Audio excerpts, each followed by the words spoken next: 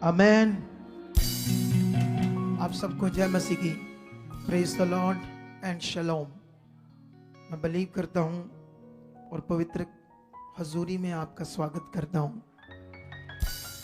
बैठ जाओ परमेश्वर की पवित्र हजूरी में, ताकि हम बड़े जोरों शोरों से, बाइबल ये कहती है कि भविष्यवक्ताओं से लेकर भविष्यवक्ता यूहन्ना तक लोगों ने बलपूर्वक परमेश्वर के राज्य में प्रवेश किया।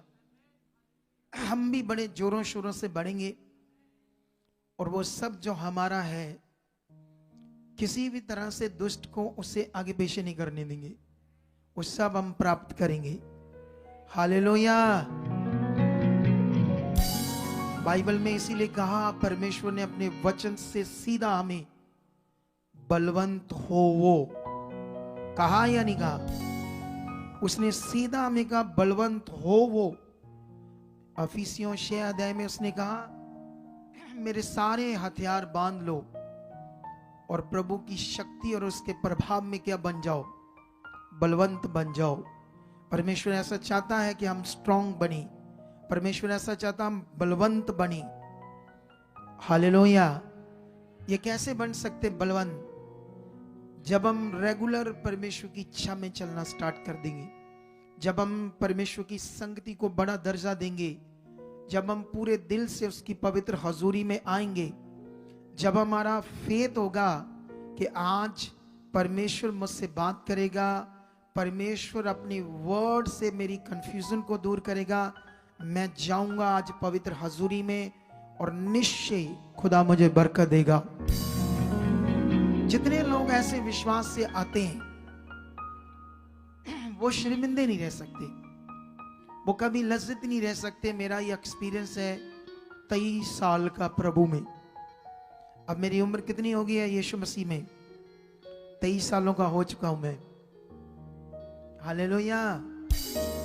यीशु मसीह में मैं 23 साल का हो चुका हूं। उससे पहले मैं संसार में मरा हुआ था। जब मैं यीशु मसीह में आया तब मैं जिंदा हुआ। ये वचन याद है तुम्हें या नहीं याद है? इसलिए अपने मन को तैयार रखना है। मैं नहीं चाहता और सीधा डायरेक्ट फटाफट मैं अपने मैसेज को बहुत जल्दी शॉर्ट में कंप्लीट कर दूंगा, ताकि ऐसा ना तुम्हें लगे कि मैं आया हूं तो ये तो लेट प्रीच कर रहे, पता नहीं कितना लंबा ले जाएंगे। शॉर्ट में आपको ब्लेसिंग मिल जाएगी। तो अभी हम स्टार्ट करेंगे। आज मैं एक बात करूंगा उपवास के ऊपर। लोग आराम से उपवास रख सकते हैं, आराम से, उनको कोई दिक्कत नहीं आएगी उपवास रखने में। मेरे से गारंटी से लिख लो, किसी भी व्यक्ति को उपवास रखने में कोई भी दिक्कत नहीं आएगी। रीतियों को करने की कोई भी दिक्कत नहीं आएगी, सच्ची नहीं आएगी। सोच लेना आप। वैसे मैंने तो कभी इस पर कोई टीचिंग दी नहीं कि उपवास रखो या ना रखो, ऐसा मैंने कोई शिक्षा दी नहीं। लेकिन मैं तुम्हें शिक्षा ये देता हूं आज के इन चीजों को आप करोगे तो आसानी से कर लोगे, आसानी से। लेकिन जब तुम्हें वचन पूरा करना होगा तो वो आसानी से पूरा नहीं होगा। जब तुम प्रार्थना में बढ़ना चाहते हो तो वो आसानी से नहीं होगा। जब तुम पवित्रताई का जीवन जीना चाहोगे तो वो आसानी से नहीं होगा। तो जो मैं कह रहा हूं आसानी से नहीं होगा, सारा कुछ इसमें है, उनमें नहीं है जो मैं पहले बात कर रहा था। कितनों को बात समझ आ रही? कल मैं रात को एक वर्ड दे रहा था। वो वर्ड ये था कि एक फरीसी परमेश्वर के सामने प्रार्थना करने लगा और एक चुंगी लेने वाला पापी। फरीसी बताने लगा कि मैं इनकी तरह नहीं हूं, मैं व्यभिचारी नहीं हूं, मैं गलत नहीं हूं, सप्ताह में 2 बार उपवास रखता हूं, अपनी कमाई का 10वां हिस्सा देता हूं। लेकिन उधर चुंगी वाला घुटने टेक कर स्वर्ग की ओर आंख ना भी उठाकर कहने लगा कि मैं पापी हूं, और छाती पीट पीट कर ऐसे परमेश्वर के सामने बोलने लगा, मुझ पर दया कर। तो यीशु मसीह ने ये दृष्टांत दिया था उस समय के लोगों को। उसने कहा ये नहीं, ये वाला धर्मी ठहराया जाएगा, चुंगी लेने वाला। मैंने एक वचन वहां एक लाइन नहीं पढ़ाई थी। जो लोग रात को जुड़े थे प्रेयर पिलर में उनको तो पता है। कितने जुड़े थे रात को प्रेयर पिलर में? जो नहीं आए थे यहां पर, वो लोग कौन थे जो नहीं आए थे प्रेयर पिलर में? अब वो जो नहीं आए थे उन लोगों ने क्या प्रेयर पिलर को अटेंड किया है? कितने लोगों ने किया है? पास्टरों ने कितनों ने किया? अब वचन तो आपके परमेश्वर का था अगर आप यहां जुड़े हो,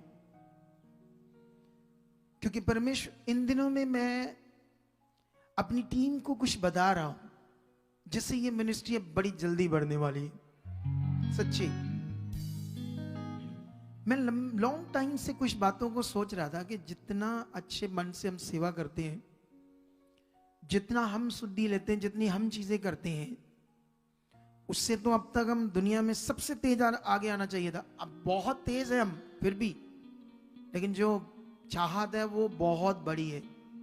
वो इतनी सी नहीं है, वो बहुत बड़ी है। मेरी जो दर्शन है वो भी बहुत बड़ा है। तो उस हिसाब से जो मैं सोच रहा था उस तरह से नहीं था। फिर मैं इन दिनों को परमेश्वर के सामने गया तो परमेश्वर ने मुझे बताया कहां प्रॉब्लम आ रही है, क्या करना होगा इसके लिए तुम्हें। तो वो चीजें मैं बता रहा हूं। आई होप देखना कितनी जबरदस्त रीति से रिजल्ट आएगा। मैं वो वचन रिपीट करता हूं क्योंकि क्या होता है, जैसे जब इंसान अपने आप को ये सोचने लगता है कि मुझे पता है वचन, मुझे ये समझ है, समझ लो उसके दिन डाउन होने स्टार्ट होगी। जब कोई मनुष्य अपने आप को ऐसे समझने लगता है ना कि मुझे ये पता है, मुझे ये पता है, मैं ये कर सकता हूं। आप समझ रहे कि नहीं समझ रहे? जैसे ये प्रार्थना में यही चीजें कर रहा है ये बंदा। रोमियो में भी एक जगह पर लिखा है यही बात। रोमियो में क्या लिखा है मैं थोड़ा सा आपको समझाता हूं, इसको स्टॉप करके, ताकि जल्दी जल्दी इस पॉइंट का आप आंसर ले सको। और एक पॉइंट मन में पक्का कर लो, जो तुम यहां आकर परमेश्वर का वचन सुनते हो उसमें तुम्हारा सारा सॉल्यूशन है। आमीन नहीं बोलना आपने? रोड वाले ट्रक का बस्सा खिलार लिए, आमीन बोलना नहीं। जब आपने नहीं बोलना तो माइंड को सेट रखो परमेश्वर के साथ, नहीं तो फिर एक शब्द बोलूंगा फिर देखना आमीन कैसे कर दिया। ये देखो क्या लिखा है,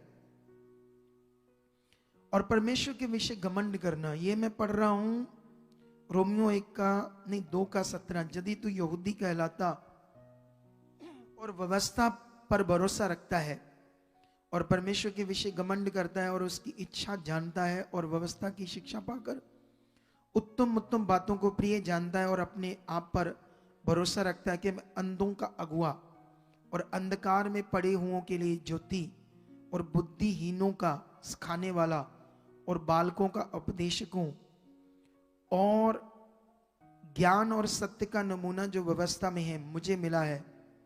अतः क्या तू दूसरों को सिखाता और अपने आप को नहीं सिखाता? हालेलुया। ये वचन क्या है? ये वचन ये कहता है जिंदगी में कभी भी आप लोगों ने ये नहीं सोचना कि मुझे पता है, ये बात अच्छे से पता है। निश्चित अप डाउन रहो, दीन रहो। हो सकता है उसमें कोई और पॉइंट हो, उसी शिक्षा के अंदर कोई और तुम्हारे लिए स्पेशल कोई ऐसा पॉइंट हो जिसे तुम्हारी आशीष रुकी हो, उसी पॉइंट से आपकी आशीष आनी थी, लेकिन तुमने ध्यान नहीं दिया। इसलिए ध्यान नहीं दिया क्योंकि तुम्हें समझ में था मुझे पता है प्रेयर पिलर हो रही है, मैं तो इनसे भी अच्छी कर लेता हूं, मुझे तो और अच्छी करनी आती है प्रेयर। तो ये दिमाग में जब होगा तो समझ लो आप ऐसे कर रहे हो जैसे आपको सब कुछ आ गया है। हो सकता है उसी में आपके लिए कुछ ऐसी बात हो हो सकता है उसमें ही तुम्हारे लिए कोई ऐसा पॉइंट, कोई शिक्षा हो जिससे तुम्हारा जीवन आगे बढ़ना है, जिससे तुम्हारी सेवकाई आगे बढ़नी है, जिससे तुम्हारा बिलीवर्स का घर ब्लेस होना है। तो ये बड़ा विषय हम सबके लिए, इसे हमने ध्यान में रखना है, क्योंकि जीवन से बढ़कर कुछ नहीं है। जीवन सबसे कीमती है। बाइबल में एक जगह पर लिखा, एक मनुष्य बड़ा अमीर व्यक्ति, धनी व्यक्ति, उसकी बहुत सारी जमीन जायदाद, जब उसकी जमीन की बहुत सारी उपज पैदा हुई तो उसने जितने भी अपने स्टोर समझते हो ना, वहां बखारियां लिखी है हिंदी में, लेकिन आज के जमाने में तो स्टोर कहते, जहां उस सारे अनाज को, चीजों को, राशन को स्टोर करके रखना है। तो उसने कहा मैं अपनी स्टोर्स की दीवारें तोड़कर, बखारियां तोड़कर उन्हें बड़ा करूंगा, और बड़ा करके उसमें अपना सारा अनाज, धन दौलत, चीजें रखूंगा, और अपने प्राण को कहूंगा सुख से रहे, वर्षों तक सुख से रहे, तेरे पास देख कितना कुछ है। तो बाइबल में लिखा, उसी रात उसको स्वर्गदूत का मैसेज आता है, आज ही रात तेरा प्राण निकाल लिया जाएगा। तो प्रभु यीशु मसीह ने उस दृष्टांत में बताया, क्या मनुष्य की चीजें, क्या मनुष्य का धन दौलत उसके जीवन को बचा सकता है? नो, नहीं बचा सकता। वो हमारी जरूरत है। अगर आप उसको जरूरत के अनुसार अपने जीवन में रखोगे तो अच्छा है, लेकिन आप पहला स्थान परमेश्वर को दोगे, आप पहला स्थान परमेश्वर को देकर, उसके वर्ड को देकर, उसकी आज्ञाओं को देकर, उसकी ओर देकर चलोगे तो चीजें तो आएगी, ज्यादा आएंगी। अगर तुम्हारे दिमाग है मेरे पास 1 लाख रुपया महीना आना चाहिए, वो अगर तुम परमेश्वर के पीछे चलोगे वो तुम्हें 10 लाख महीना दे सकता है। लेकिन ये परमेश्वर करेगा तब जब तुम्हारे अंदर लालच नहीं होगा। अगर तुम्हारे अंदर परमेश्वर को पीछे करके पहले पैसे को कमाने में, चीजों को पकड़ने में, दुनियादारी की चीजों को पाने के लिए तुम सारा ध्यान दे रहे हो, लेकिन परमेश्वर को पीछे कर रहे हो, तो उसी तरह हो जाएगा। मैं जानता हूं, एक ये कह लो फ्रेंड कह लो, या दोस्त कह लो, या भाई कह लो, जब मैं कॉन्ट्रैक्टर था, एक लड़का था, वो पेंट शॉपर था, ठीक है, पेंट शॉपर। तो वो छोटी सी दुकान से बड़ा बुद्धिमान था, और मैं भी छोटा सा ठेकेदार था। मैं भी अपने ठेकेदारी में बड़ा, वो भी अपनी दुकान में बड़ा। इतना बुद्धिमान था, इतना बुद्धिमान था कि उसने 10 सालों में कम से कम 20 करोड़ की प्रॉपर्टी इकट्ठी कर दी। इतना बुद्धिमान। वो खेल खेलता था छोटे अमाउंट पर, इतना होलसेलिंग काम करता था वो, कि मान लो करोड़ों का माल उठाकर छोटे अमाउंट पर खेल खेलता था, और कस्टमर उसके पीछे था। लेकिन अभी उसकी उम्र 43 साल की थी, ब्रेन अटैक आया। अकेला अकेला था वो, अपने माता पिता का बच्चा। उनके लिए वो हीरो से भी बढ़कर था, सच्ची इतना पावरफुल था वो लड़का। 43 साल में उसकी डेथ होगी। जब मुझे पता चला, मुझे बड़ा दुख हुआ। जब मैंने अपने भाई को बताया, वो मेरे से गुस्सा हो गया, तूने कुछ नहीं किया, क्योंकि वो इतना अच्छा बंदा था, तूने उनको वचन नहीं बताया था पहले, तेरे सारे इतनी वाकफियत थी। कितनों को बात समझ आ रही? इसीलिए तुम्हें ध्यान देना हो, क्योंकि उसका पैसा, उसका जीवन नहीं बचा पाया। कितनों को बात समझ आ रही है आज? इसलिए सबसे पहला स्थान किसको देना है? पहला स्थान उसको दो, परमेश्वर को। लेकिन इसीलिए ये वचन मैं आपको पढ़ाता हूं फिर से, 18:10 से। 2 मनुष्य, यीशु मसीह ये दृष्टांत बोल रहे, 2 मनुष्य मंदिर में प्रार्थना करने के लिए गए। एक फरीसी था और दूसरा चुंगी लेने वाला। फरीसी खड़ा होकर अपने मन में यूं प्रार्थना करने लगा, हे परमेश्वर, मैं तेरा धन्यवाद करता हूं कि मैं दूसरे मनुष्यों के समान अंधेर करने वाला, अन्यायी और व्यभिचारी नहीं, और ना मैं इस चुंगी लेने वाले के समान हूं। मैं सप्ताह में 2 बार उपवास रखता हूं, मैं अपनी सारी कमाई का दशमांश भी देता हूं। परंतु चुंगी वाले ने दूर से खड़े होकर स्वर्ग की ओर आंखें उठाना भी न चाहा वरन अपनी छाती पीट पीट कर कहा, हे परमेश्वर मुझ पापी पर दया कर, तो प्रभु यीशु मसीह ने कहा, वो नहीं, ये धर्मी ठहराया जाएगा। हालेलुया। अब मैं कल भी रात को इस वचन का एक्सप्लेन कर रहा था, लोगों को बता रहा था कि बहुत बड़ी कंफ्यूजन है क्रिश्चियनिटी में वचनों की समझ ना लेने के कारण। कोई अगुआ कुछ उसके बारे में अपनी बुद्धि से समझा रहा, कुछ, लेकिन ये आत्मा से आप चलोगे तो एक ही मतलब सबको पता चलेगा, क्योंकि हमारा परमेश्वर एक है, हमारा लक्ष्य एक है, हमारा पवित्र शास्त्र बाइबल एक है, उसका वचनों का एक्सप्लेन एक है। लेकिन अगर ये कोई बुद्धि से शरीर से चलेगा तो उसका सही एक्सप्लेन नहीं करेगा।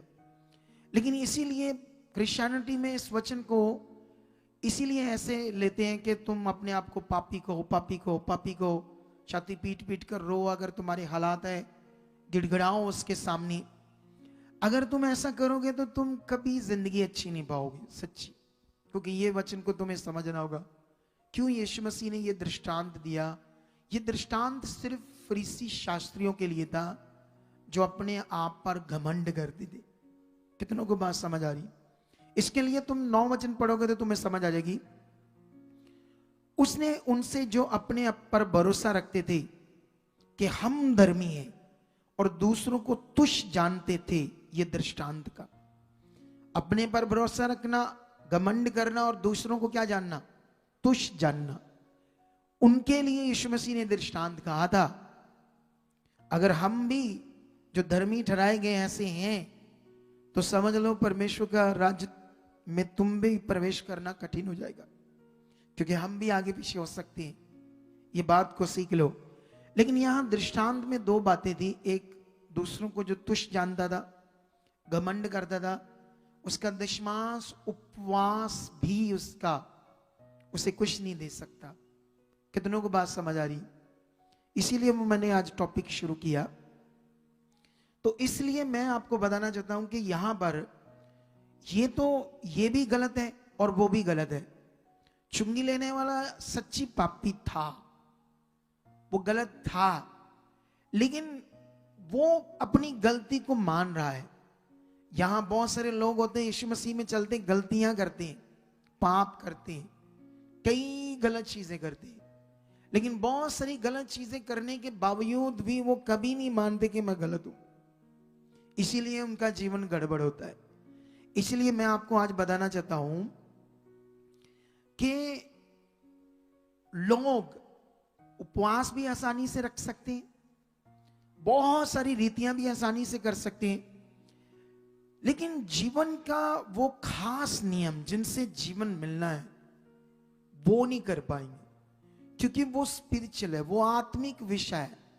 और जो शरीर में है उसको आत्मिक चीज करने में समझ नहीं आ रही, कठिनाई हो रही, कई चीजें आगे पीछे हो रही है। लेकिन जो ये चीजें करेंगे सच्ची, वो अनंत जीवन को प्राप्त करेंगे और आत्मा से भरेंगे, सामर्थ्य से भरेंगे। आप जानते हो, अगर उपवास करना है तो झूठ ना बोलो, इसका करो। गुस्सा ना करो, इसका करो।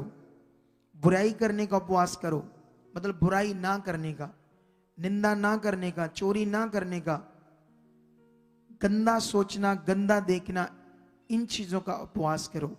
लालच ना करो, व्यभिचार ना करो। कोई बढ़ रहा है आगे, उसको देखकर जलो ना, ये उपवास करो। ये करना चाहिए या कौन सा करना चाहिए था? करना तो ये चाहिए था। असल में जो उपवास है, कितनों को बात समझ आ रही? हमारे बहुत सारे ऐसे लोग हो सकते हैं, परमेश्वर जानता, मैं नहीं जानता, क्योंकि मुझे कोई अधिकार नहीं किसी को दोषी ठहराऊं या किसी ऊपर दोष लगाऊं। हो सकता हमारे बहुत सारे लोग क्रिश्चियनिटी में ये सब चीजें करते हो, उपवास करते हो, रीतियां करते हो, लेकिन ये कभी ना करते हो, कभी भी अपना मन ना फिरा रहे हो उन गलत बातों से जिनसे असल जीवन आना, जिससे असल काम होने। लेकिन इसीलिए मैं आपको लूका का एक वचन पढ़ाता हूं आज। लूका 11 अध्याय में हम चलते हैं। यहां पर मैं आपके लिए एक वचन पढ़ता हूं, ठीक है? ये 11 का वचन 37 से लेकर 37 से शुरू करेंगे हम लोग, ठीक है। 37 से ऐसे लिखा, जब यीशु बातें कर रहा था तो किसी फरीसी ने यीशु से विनती की कि मेरे यहां भोजन कर। वह मतलब यीशु भीतर जाकर भोजन करने बैठा। फरीसी को यह देखकर अचंभा हुआ कि उसने भोजन करने से पहले स्नान नहीं किया, नहाया नहीं। प्रभु ने उससे कहा, हे फरीसियों, तुम कटोरे और थाली को ऊपर ऊपर से तो मांजते हो, परंतु तुम्हारे भीतर अंधेर और दुष्टता भरी है। हे निर्बुद्धियों, जिसने बाहर का भाग बनाया है, क्या उसने भीतर का भाग नहीं बनाया? परंतु हां, भीतर वाली वस्तुओं को दान कर दो, तो देखो सब कुछ तुम्हारे लिए शुद्ध हो जाएगा। यह बड़ा गहरा वचन है। जो उद्धार नहीं पाए, जिनके पास पवित्र आत्मा नहीं है, वो कभी इस वचन को नहीं समझ पाएंगे। जो आत्मा के द्वारा नहीं चलते, वो कभी इस वचन को पूरा नहीं कर पाएंगे। लेकिन ये ऐसा वचन है जो आपको सचमुच वो शांति, परमेश्वर की रियल जो प्रेजेंस होती है, जिसमें ऐसे बंदा आत्मा में मगन होता है, फिर वो मजा आएगा आपको जिंदगी का। बहुत सारे चल रहे हैं, सोच रहे हैं मैं परमेश्वर में हूं, इतनी बड़ी बड़ी बातें, ये बड़ा बड़ा विषय है, कहां है, कब पूरा होगा, कैसे होगा? इसीलिए नहीं पूरा हो रहा क्योंकि इन दिनों में परमेश्वर का आत्मा मुझे अगुवाई कह रहा है कि लोग जो यहां आते हैं, वो आते हैं थर्सडे संडे सुनते हैं, चले जाते हैं। उसके बाद कभी भी बहुत सारे यहां लोग कभी उसको दोबारा सुनकर ध्यान नहीं दे रहे। आज खुदाबंद ने, सर्वशक्तिमान ने मुझसे क्या कहा, उसके वचन में मेरे लिए क्या टीचिंग थी, शिक्षा थी, जो मुझे माननी थी। कितने लोगों ने कभी दोबारा नहीं सुना, कभी पेन कॉपी नहीं लिया, कभी उन वचनों को समझकर उन पर चलने पर कभी ध्यान नहीं दिया। तो इसीलिए परेशान है, इसीलिए उनके काम रुके, इसीलिए जो कुछ परमेश्वर ने हमारे लिए रखा है, बड़ा आशीष, बरकत, मैं कहता हूं अंधे देखेंगे, लंगड़े चलेंगे, गूंगे बोलेंगे, बहरे सुनेंगे, मुर्दे जिंदा होंगे, पैरालाइज हील होंगे, कैंसर उठ जाएगी, बीमारियों से आजाद हो जाओगे। क्या तुम रेडी हो सब कुछ करने के लिए? तो फिर एक फोकस बनाओ। जब जब खुदा ने जो मुझे अपॉइंट किया और मेरे मुख से जो वो बोलता है, वो क्या है मेरे लिए, क्या है ये वचन आज, उसको एक बार सुनने से तो भूल जाता है, आप सुनोगे तो भूल जाओगे। तो ये वो जमाना नहीं, ये एक सोशल मीडिया का युग है, इंटरनेट का युग है, जिसमें हम आराम से उन वचनों को फिर से सुन सकते हैं, फिर से हम ध्यान दे सकते हैं। अगर हमने ये करना स्टार्ट किया तो मसीह का जीवन तुम्हारे अंदर होगा और तुम क्लीन होंगे, क्लीन क्लीन। इसीलिए इस वचन को हमें समझना होगा। यह वचन में बहुत पावरफुल विषय है। यीशु मसीह कहते हैं जो तुम्हारे अंदर है उसको दान कर दो। दान, यीशु मसीह ये फिगरेटिवली शब्द यूज कर रहे। दान करने का मतलब दान किसी को और को थोड़ी देना है, गलत चीजें है ना। इसीलिए वचनों को समझ, ऐसा नहीं तुम्हारे अंदर बुराई है, निंदा है, चुगली है, व्यभिचार, गंदी बातें, लालच है, सब कुछ गलत गलत है, तो उसे दान कर दो। मतलब उसे निकाल दो, अपने जीवन से बाहर निकाल दो। अगर तुम ये करोगे तो यीशु ने कहा तुम शुद्ध हो जाओगे। क्योंकि वो फरीसियों ने खुद बुलाया उसे भोजन पर, यीशु मसीह ने स्नान करके भोजन नहीं खाया। हम भी एक बार एक बार स्नान करते हैं ना हम लोग सुबह, तो दोपहर को तो हम बिना स्नान किए खाना खाते हैं, शाम को भी बिना स्नान किए खाना खाते हैं। लेकिन फरीसियों के अंदर जब खाना खाना तब स्नान करना है, इतनी रीतियां थी उनके अंदर, रीतियां। वो रीतियां तो कर पा रहे थे आसानी से, जबकि 3 बार या 2 बार खाना खाना है तो हर बार नहाना तो कठिन है, लेकिन उनके लिए कोई कठिन नहीं, क्योंकि वो शरीर का विषय है। इसीलिए मैंने तुम्हें कहा ये चीजें तुम आसानी से कर सकते हैं, जो एक्चुअली करने वाला विषय है वो तुम आसानी से नहीं कर सकती। लेकिन अगर तुमने ध्यान दिया, प्रार्थना में परमेश्वर के सामने गए, परमेश्वर के सामने अपने आप को रखा, तो वो तुम्हारे लिए होगा। और जब वो होने लगा तो समझ लो फिर तुम्हें असली सामर्थ, असली पावर, असली प्रेजेंस जो कई लोगों को फील नहीं होती, फिर होगी। फिर वो दमदार जीवन प्रकट होगा जिसके लिए तुम बुलाए गए हो। लेकिन मैं एक और वचन देता हूं, इन्हीं फरीसियों के ऊपर यीशु ने, ये चैप्टर तो चल रहा था कई बातों से, लेकिन मुझे बस एक ही पॉइंट से और तुम्हें समझाना है। इसका एक वचन पढ़ाकर, लुका 11 की 52। हाय तुम व्यवस्थापकों पर तुमने ज्ञान की कुंजी तो ले ली, परंतु तुमने आप ही प्रवेश नहीं किया और प्रवेश करने वालों को भी रोक दिया। यहां पर यीशु मसीह ने किनसे बात की? जो बाइबल टीचर थे। कौन थे? बाइबल के टीचर। उस जमाने में उनको क्या बोलते हैं? व्यवस्थापक। जो पुरानी पोथियों में जो कुछ लिखा है उनको सिखाते थे लोगों को, है ना। जैसे शुरू में मैंने आपको समझाया, यहां उनकी बात हो रही है, बाइबल को सिखाने वालों की बात। लेकिन यहां पर यीशु मसीह ने कहा तुमने ज्ञान की कुंजी तो ले ली। ये परमेश्वर का वचन क्या है? ज्ञान की कुंजी, असल ज्ञान की कुंजी। आप जानते हो कौन से ज्ञान की कुंजी? जिसमें आप चाबी कुंजी लगाओगे, आपके लिए सब दरवाजे खुल जाएंगे। आशीष, बरकत, हर तरह के दरवाजे, अनंत जीवन के दरवाजे, हर तरह के दरवाजे खुल जाएंगे।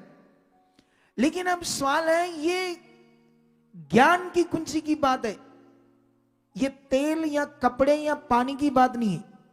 कितनों को बात समझ आ रही है? हालेलुया। ज्ञान की कुंजी की बात। जैसे तुम लगाओगे, तो जब लगाओगे तो वो क्या है? डोर खुल जाएगा ना। किससे खुलेगा? ज्ञान की कुंजी से।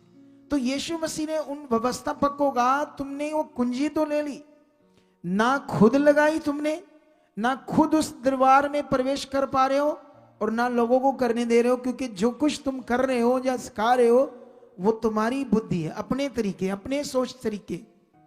कितनों को बात समझ आ रही है आज? अगर दुनिया में यही कुछ हो रहा है, दुनिया में भी ये सब कुछ हो रहा है, लोग पत्थर, मिट्टी, तस्वीरें, जो मनुष्यों की बनाई चीजें उनकी पूजा करते ना, तो वो ज्ञान नहीं, वो मटीरियल है। क्या है वो?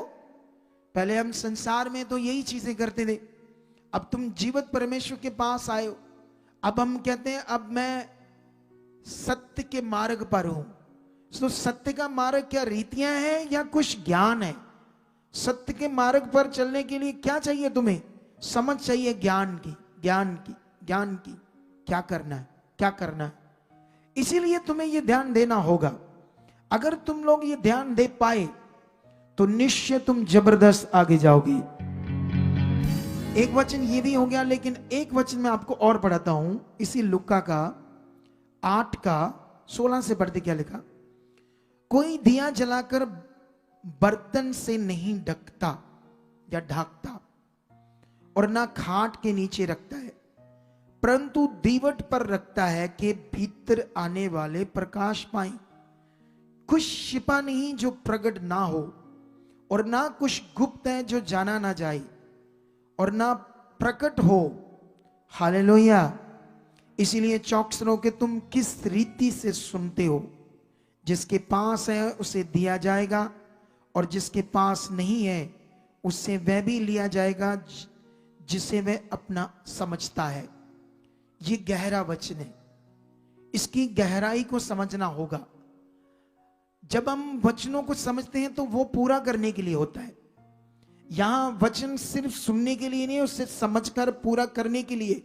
क्योंकि जब जब परमेश्वर ने ये सारे वचनों को दिया, जब हमारे लिए, क्योंकि अब थर्सडे संडे तुम्हें पवित्र आत्मा के द्वारा परमेश्वर प्रेजेंट टाइम में जो वर्ड देगा वो तुम्हारे लिए सॉल्यूशन है, जीवन है, छुटकारा है, डिलीवरेंस है।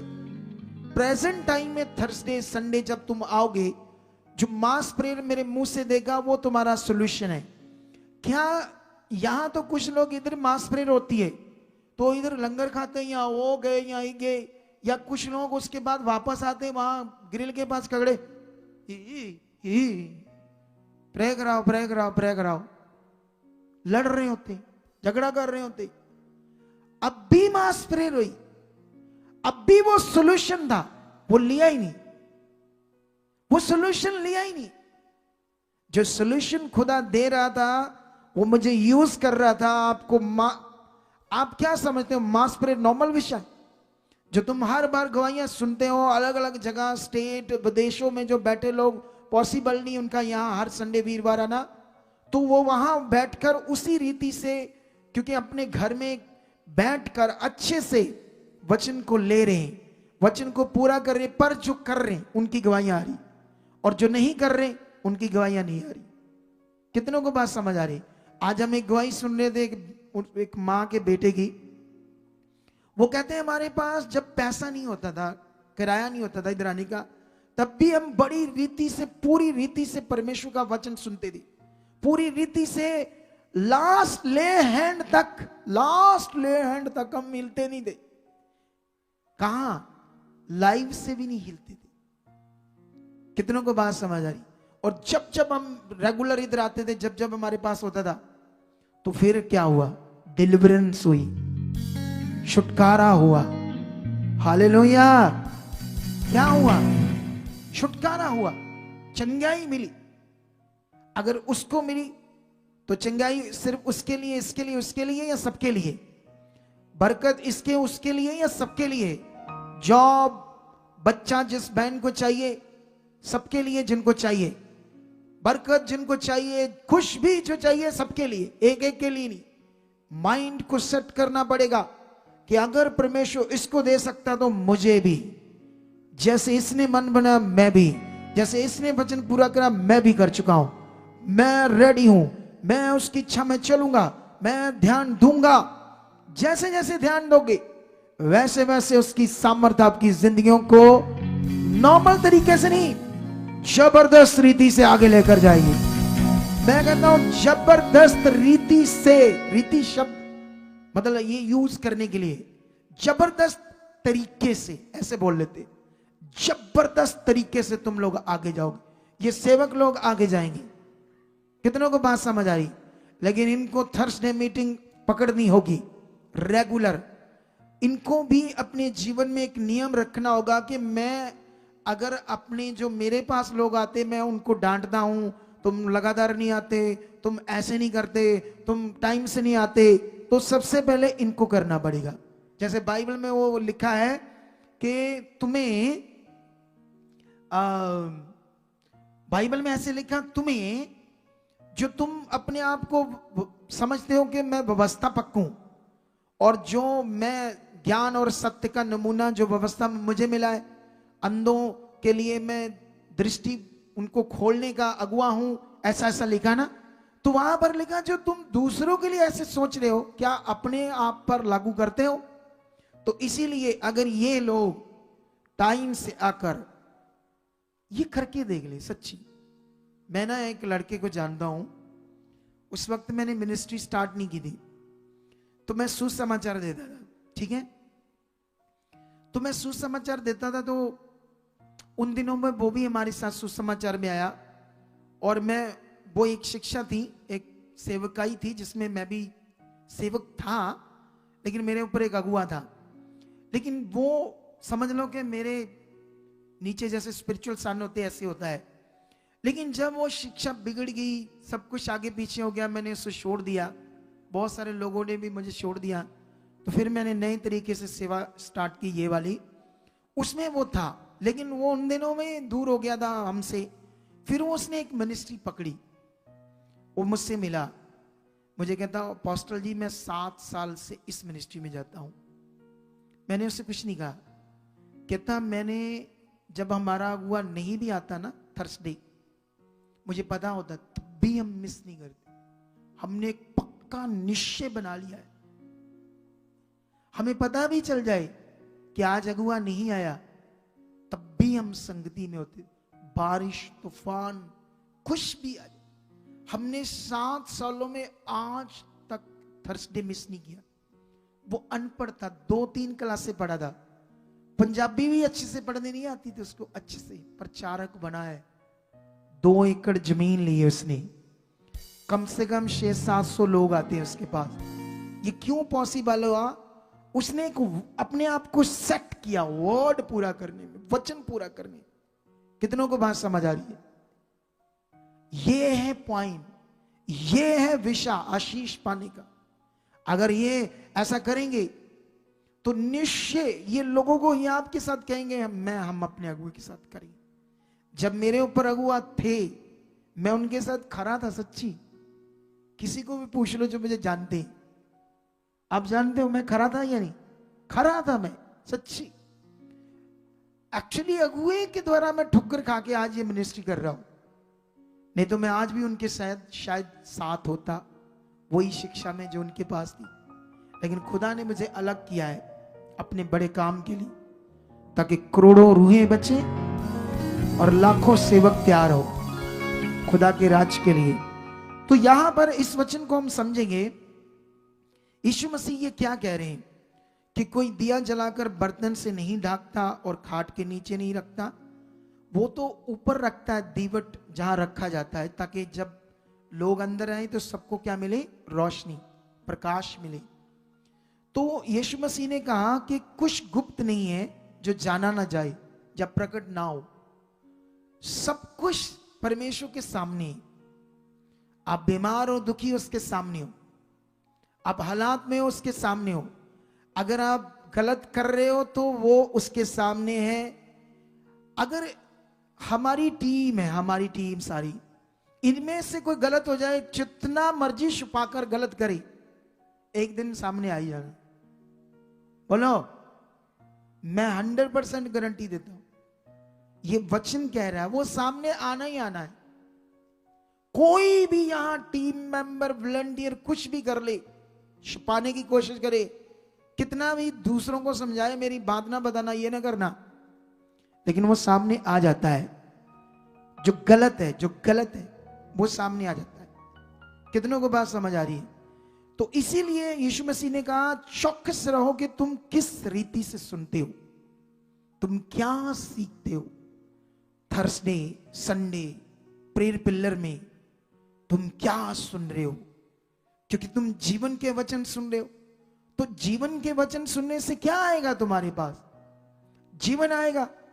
अगर तुम जीवन के वचन सुनने के लिए आ रहे हो और कहते मेरे पास जीवन नहीं है, तो उल्टा हो गया काम। उल्टा हो गया या नहीं हो गया? सुन रहे हम जीवन के वचन, सुन रहे हम जीवन का सोल्यूशन, सुन रहे हम सारे सोल्यूशन की प्रार्थना को ले रहे, वर्ड को ले रहे, आराधना कर रहे हैं परमेश्वर की, लेकिन हम कह रहे हैं सोल्यूशन नहीं आ रहा, ये नहीं हो रहा, वो नहीं हो रहा। इसीलिए यीशु मसीह कहते तुम किस रीति से सुनते हो, क्योंकि ऐसा तो कुछ नहीं है जो गुप्त रह जाए या छिपा रह जाए या प्रकट ना हो। ऐसा तो हो ही नहीं सकता। यीशु मसीह ने कहा। हालेलुया। कितनों को बात समझ आ रही है आज? अगर आज का वचन तुम पकड़कर आगे बढ़े तो खुदा की सामर्थ तुम्हारी जिंदगी में काम करेगी। तुम्हारी जिंदगियों में उसकी सामर्थ भी काम करेगी, पावर भी काम करेगी, और तुम जबरदस्त रीति से आशीष भी पाओगे, तुम जबरदस्त रीति से बरकत भी पाओगे। क्योंकि खुदा का कलाम सच्चा है, वो कभी ना बदलने वाला है। खुदा के वायदे सच्चे हैं।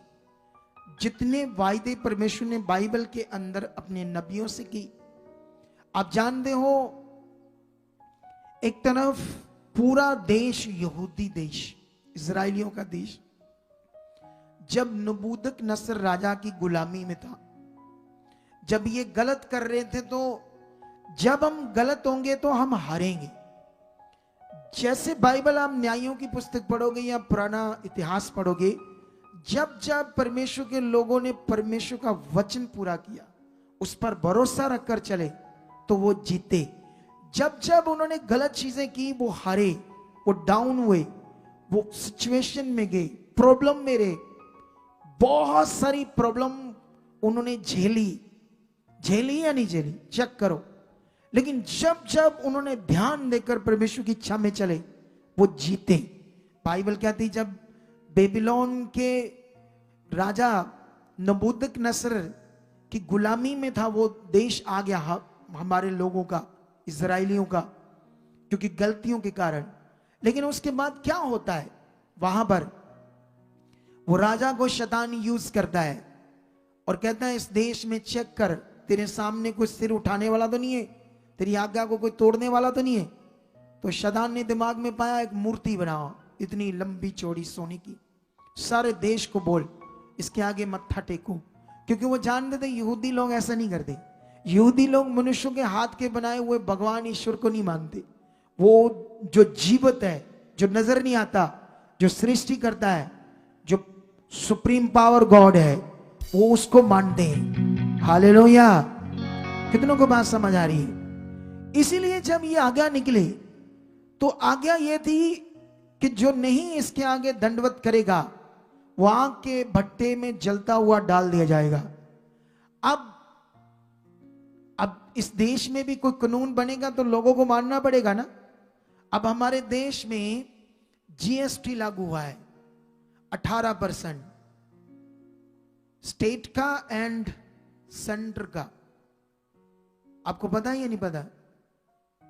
दोनों का मिलाकर 9% 9 स्टेट का, 9 सेंटर का, 18% लागू हुआ है। क्या कोई कह सकता है मैंने नहीं देना? बोलो। देना पड़ता, हम भी देते हैं। कितनों को बात समझ आ रही? लेकिन ये बात सीखो कि जब देश का प्रधानमंत्री की ओर से, गवर्नमेंट की ओर से जो लॉ निकलेगा, उसको कोई नहीं तोड़ सकता। उस समय राजा ही प्रधानमंत्री था, उससे भी ज्यादा पावरफुल था। इसीलिए इजरायलियों ने मौत के डर से वचन तोड़ दिया, मौत से डर, और दंडवत किया यहूदियों ने। लेकिन 3 लोगों ने नहीं किया दंडवत। उन्होंने परमेश्वर के वचन पर मन रखा था। उन्हें पता था परमेश्वर कौन है, उन्हें पता था सामर्थ्य परमेश्वर क्या कर सकता है। कितनों को बात समझ आ रही? जब दानियल, इनको तो भट्टा, आग का भट्टा जला नहीं पाया, क्यों? क्योंकि वचन पूरा किया। जब वचन पूरा होगा, कोई अंधकार, कोई ऐसा हालात तुम्हें नाश नहीं कर पाएगा, तुम्हारे लॉस नहीं कर पाएगा। जब तुम्हारी जिंदगी में वचन पूरा हो रहा। बिलीवर्स क्यों कमजोर हैं? क्योंकि उनकी जिंदगी में वचन पूरा नहीं हो रहा। वो सुनते हैं, कुछ पता नहीं क्या सुना है, सुना, ओ गए आ गए, वहां प्रे कर दो, प्रे कर दो, बस दिमाग एक ही चीज पे प्रे कर दो, बस सिंपल एक माइंड कलीसियाओं का सेट हो गया, प्रेयर कर दो। या कुछ लोगों का ऐसे माइंड सेट हो गया है, जो बेचारे हमारी मिनिस्ट्री में तो चलो ये तेल, कपड़ा, पानी, प्रार्थना करके नहीं देते, लेकिन यहां पर देते हैं, उनका दिमाग उसी में सेट हो गया बेचारों का। ये प्रॉब्लम है, लगाओ लगाओ, रोज उठो, ये करो वो करो, बस समझ नहीं आ रहा करना क्या है। क्या है परमेश्वर की इच्छा? ये करना स्टार्ट करो, जबरदस्त मनुष्य प्रकट हो जाओगे, जबरदस्त आशीषों को देखोगे। लेकिन इसी बात पर आपने ध्यान देना है, जब दानियल छोटा बच्चा था, वहां भी एक राजा का हुक्म आया कि राजघराने के जो बच्चे हैं, पुत्र हैं, उनको हमारे देवी देवताओं की, शास्त्रों की ज्ञान सिखाओ, ज्ञान सिखाओ, हमारा कल्चर इनके अंदर डाल दो। जो हम खाते हैं, वो जो खाना खाते थे वो श्रापित था, भोग लगाकर पता नहीं क्या क्या, कौन सी चीजों के आगे कैसे करते थे वो। जैसे आज भी कुछ क्षेत्रपाल नाम की दुष्ट आत्मा उसको भोग लगाते हैं, क्या करते हैं दुनिया में, पता ही नहीं पता।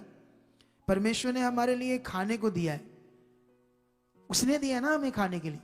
हम लोग जब खाना होता, खाने खाते हैं, तो हम लोग क्या कहते हैं, यहोवा परमेश्वर आज चाय पी थोड़ी सी, रोटी में चेक करी थोड़ा, ऐसे करते हैं हम।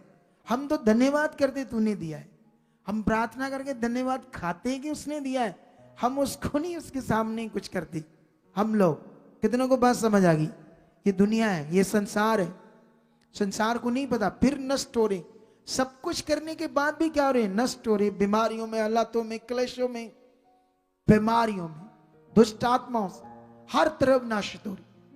लेकिन जब तुम सही से परमेश्वर के साथ चलोगे, वर्ड पूरा करोगे। दानियल ने उस समय का जो प्रधान उनके ऊपर ठहराया गया था, उसको कहा कि मैं ये नहीं खाऊंगा। उसने कहा तू क्यों मेरा भी सिर कलम कराएगा और अपना भी कराएगा, तू क्यों ऐसे कर रहा है? उसने कहा कि तू ऐसा कर, मुझे पानी, क्योंकि वहां नाल ड्रिंक शराब भी देते थे ना, तो श्रापित चीजें थी। लेकिन उसने कहा मुझे तू क्या कर, पानी दे, सागपत दे, 10 दिन खाना खिला ये वाला, और 11वें दिन अगर मेरा मुंह उनसे उतरा हुआ नजर आए जिनको ये तू खाना देगा तो ठीक है, मैं खाना खा लूंगा, ये जैसी खुराक राजा ने ठहराई है। लेकिन बाइबल कहती 11वें दिन जिनको वो पकवान, पता नहीं कौन सा नॉनवेज, बकरे क्या क्या, हिरन, मुर्गे क्या दे रहे थे, कौन से नशे वाली चीजें साथ में दे रहे थे, लेकिन बाइबल कहती है उनसे उसका मुंह ज्यादा चिकना और नूर से भरा हुआ था। ये कहानी है क्योंकि वचन पूरा किया। यीशु मसीह में चलते हैं और चेहरे पर नूर ना हो, कैसे हो सकता है? मैंने आज तक अपने चेहरे पर कुछ नहीं लगाया, कोई वो फेशियल जिसको कहते हैं वो भी नहीं कराया, सच्ची। मैं सिंपल बॉडी, वो क्या कहते हैं, बॉडी लोशन हल्का सा लगाता हूं, बस सिंपल सिंपल एक साबुन से नहाता हूं। परमेश्वर की ग्रेस है, हालेलुया। क्या है परमेश्वर की, और ये ग्रेस बढ़ती जाएगी जब हम वचन पूरा करते जाएंगे। इसी चीज को पकड़कर आप आगे बढ़ो। आज हमें जरूरत है कि हम परमेश्वर को समझें। आप जानते हो जब लोगों को समझ आती ना परमेश्वर का वचन, तो फिर उनकी बुद्धि खुलती है। बाइबल में लिखा, पतरस के टाइम में जब लोग मन लगाने लगे कि ये हमारे ऊपर ठहराया हुआ अगुए हैं, ये वाले 12 चेली, उनमें से ये अगुआ, जब लोगों को समझ आने लगी कि ये परमेश्वर के नियुक्त किए हैं, ये जो बोलेंगे हम करेंगे, जैसा समझाएंगे हम करेंगे, क्योंकि ये जीवन की बातें हमें देंगे। और बाइबल में लिखा इतना यश फैला कि लोग अपने बीमारों को खाटों पर, खटोलों पर, मंजियों पर, खाटों पर बीमारों को, लंगड़ों को लेकर जहां पतरस निकलने वाला था उस रास्ते पर डाल देते थे कि इन पर उसकी छाया ही पड़ जाए तो क्या हो जाए, चंगे हो जाए। क्यों ऐसा फेथ क्यों कर रहे थे? वो ऐसा फेथ करने का कारण था उन्हें ये समझ आ रही थी कि हमारे ऊपर ये परमेश्वर की ओर से नियुक्त किए हुए। उनके अंदर इतना विश्वास वो वाला नहीं था कि खुद से वो हील कर पाए, लेकिन याद रखना उनके सामने वो अगुए थे जिनके द्वारा उन्होंने बड़े बड़े चमत्कारों को देखा।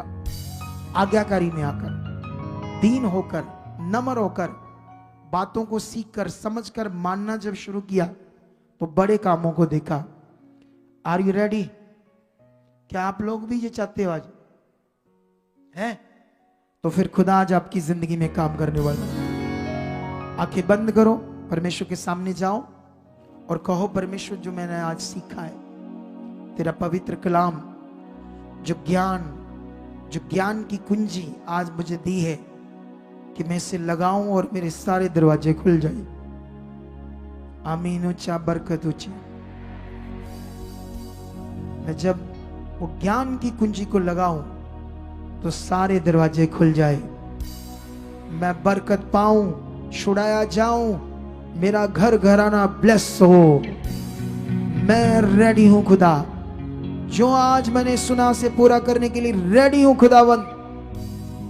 उसकी सामर्थ तुम्हारी जिंदगी में काम करेगी। आज अंगीकार करो इन वचनों के लिए जो तुम चाहते हो। मन फिराओ आज कि परमेश्वर मैं रेडी हूं वो सब कुछ करने के लिए जो खुदा आपने अपने दास को यूज करके आत्मा के द्वारा सिखाया। अपना पवित्र वचन, पवित्र बातें, पवित्र कलाम, उनके लिए मैं रेडी हूं खुदा, रेडी हूं यीशु मसीह के नाम से, आमीन। अपने बीजों को हाथों में उठाओ और जल्दी जल्दी ये मेरा फोन लो। मैं भूल गया एक चीज आज, क्योंकि काफी दिनों से हम लोग, ये मेरा फोन लो, जल्दी जल्दी एक चीज करो मीडिया टीम, इसको जल्दी करना होगा हमें।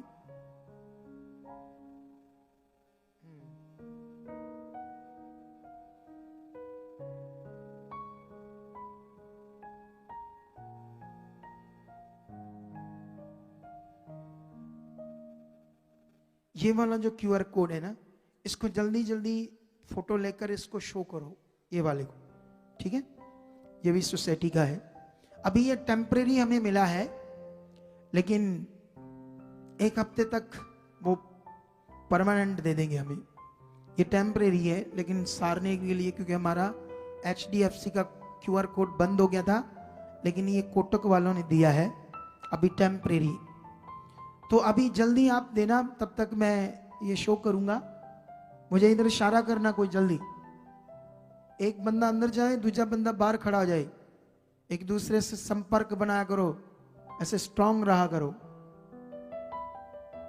नहीं तू अंदर ही रह, फोन लेकर बाहर आ गई तू ही ना, ये क्या बंदे। मैंने उसको भेजा भी, जा देख आप ही आ जाने बाहर, काम में चेर रोक देने जड़ा कितना दिमाग देखो है।